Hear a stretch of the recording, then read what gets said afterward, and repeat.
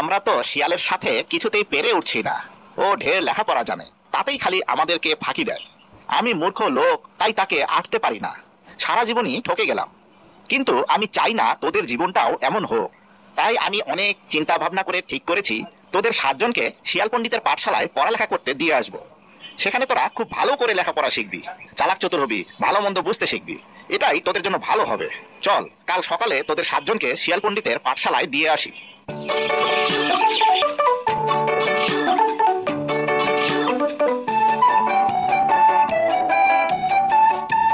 শিয়াল পণ্ডিত, শিয়াল পণ্ডিত, বাড়ি আসো।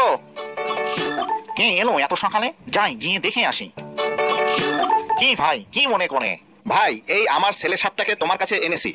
মূর্খ হলে করে খেতে পারবে না, তাই তুমি যদি এদেরকে একটু লেখাপড়া শিখিয়ে দাও। সে আর বলতে, আমি যত বড় পণ্ডিত, 7 দিনে 7 জনকে পড়িয়ে পণ্ডিত বানিয়ে দেব। তুমি কোনো চিন্তা করো না। তুমি তোমার ওই 7টা ছানাকে আমার এখানে রেখে যাও। তোমার কথা শুনে আমি খুব খুশি হলাম। তাহলে আমার ছানা 7টা তোমার কাছে থাকলো, আমি বাড়ি চললুম। আর রোজ এসে একবার করে ওদেরকে দেখে যাব। আজকে আমি একজনকে পড়াবো। দেখি একজন আমার সাথে আসো। পড়ো তো বাবু। কানা খানা গানা খানা, কেমন লাগে কুমির ছানা? কানা খানা গানা খানা, কেমন লাগে কুমির ছানা?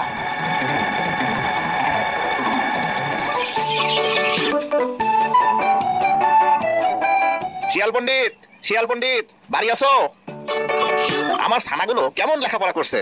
কই তাদেরকে ডাকো, একবার দেখা করে যাই।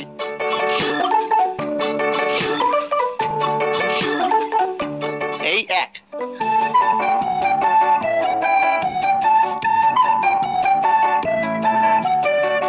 এই 2,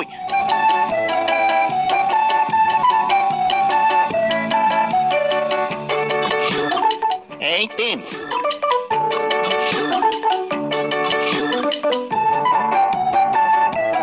এই 4,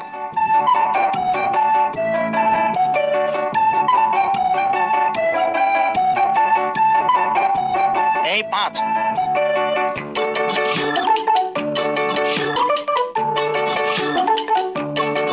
এই 6। 6টা তো দেখালে, আর একটা কোথায় পাবে? আরে ধুরো, এদের শেষটাকে আবার নিয়ে গিয়ে দেখাবো। বোকা কুমির বুঝতেই পারবে না। এই হলো তোমার 7। বাহ বাহ, আমার 7টা ছানাই বেশ ভালো আছে দেখছি। যাই, আমি বাড়ি যাই, কাল আবার আসবো। আজকে আমি আরেকজনকে পড়াবো। দেখি বাপু, একজন আসো তো আমার সাথে। পড়ো তো বাপু। কানা খানা গানা ঘানা, কেমন লাগে কুমির ছানা? কানা খানা গানা ঘানা, কেমন লাগে কুমির ছানা?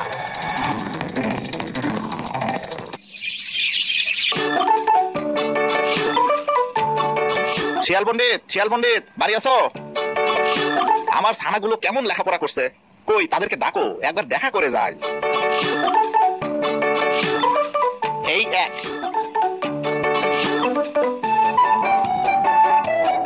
এই 2,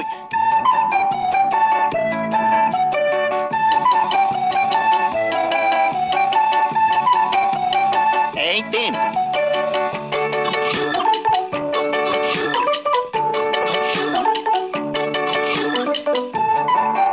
এই 4,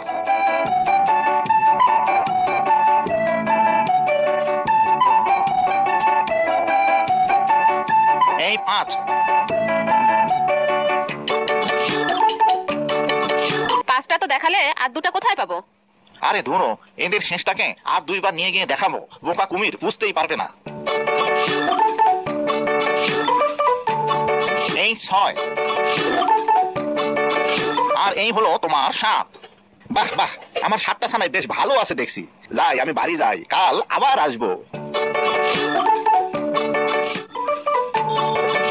এভাবে শিয়াল প্রতিদিন একটি করে কুমির ছানা খেয়ে ফেলে। খেতে খেতে যখন মাত্র একটি অবশিষ্ট থাকলো, সেটিকে সে 7 বার নিয়ে গিয়ে কুমিরকে দেখালো। এই হলো তোমার 7।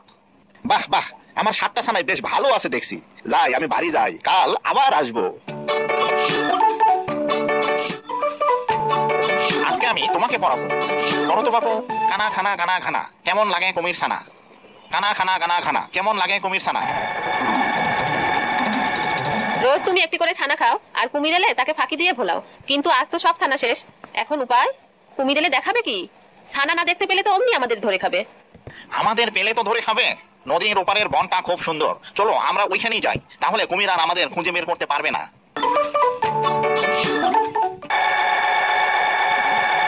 শিয়াল পণ্ডিত, শিয়াল পণ্ডিত, বাড়ি আসো। শিয়াল পণ্ডিত, ও শিয়াল পণ্ডিত, কি ব্যাপার? কেউ কথার কোনো উত্তর দিচ্ছে না কেন? যাই গর্তের ভিতরে গিয়ে দেখে আসি।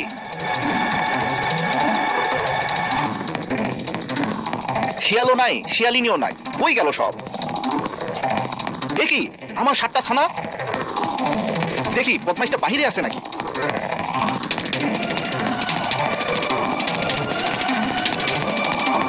ওই যে শিয়াল আর শিয়ালিনী সাঁতরে নদী পার হচ্ছে। জলের নিচে ছুটতে কুমিরের মতো আর কেউ পারে না। আমি এখনই গিয়ে ওকে পাকড়াও করছি, তারা হতভাগা। শিয়ালিনী, শিয়ালিনী, আমার লাঠি গাছা ধরে কে যেন টানাটানি করছে। লাঠিটা মনে হচ্ছে নিয়েই যায়। তাই তো পা ধরতে গিয়ে লাঠি ধরে ফেলেছি। শিগগিরই লাঠি ছেড়ে পা ধরি।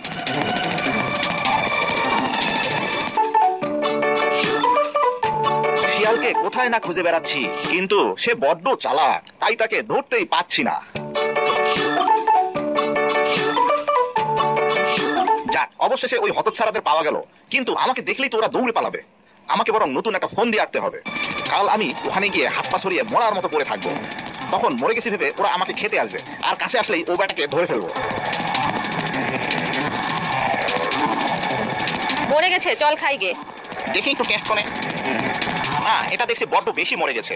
এত বেশি মরাটা আমরা খাই না। যেগুলো একটু নড়াচড়া করে আমরা সেগুলোই খাই। একটু নড়িচড়ি নাইলে তো ওরা খেতে আসবে না। ওই দেখো লেজটা নড়ছে, তুমি তো বলেছিলে মরেই গেছে। বড্ড ফাঁকি দিলে তো। আচ্ছা, এর পরের বার তোমাদের দেখাবো। শিয়াল রোজ রোজ এখানে জল খেতে আসে। কাল এখানে জলের নিচে লুকিয়ে থাকবো। জল খেতে আসলে ও ব্যাটাকে ধরে ফেলবো। ভালো রে ভালো, আর সব মাছ গেল কোথায়? বুঝেছি, এখানে নিশ্চয়ই কুমির আছে। দেখি একটু টেস্ট করে। এখানকার জলটা বেজায় পরিষ্কার, একটু ঘোলা না হলে কি খাওয়া চলে? চলো শিয়ালিনী, আরেক জায়গায় যাই।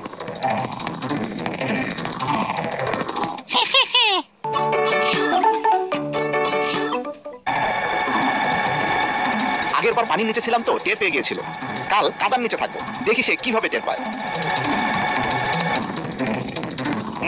মনে হচ্ছে ওখানে কুমির আছে। দেখি একটু টেস্ট করে। ওখানে কাঁকড়া নেই, থাকলে দু একটা ভাসতো। না, আর না। এমনি করে বারবার শিয়ালের কাছে ঠকে গিয়ে আমি বেশ লজ্জায় পড়ে গেলাম। এখন আর কি করে মুখ দেখাবো? তার চেয়ে নিজের ঘরের ভিতরে গিয়েই বসে থাকি।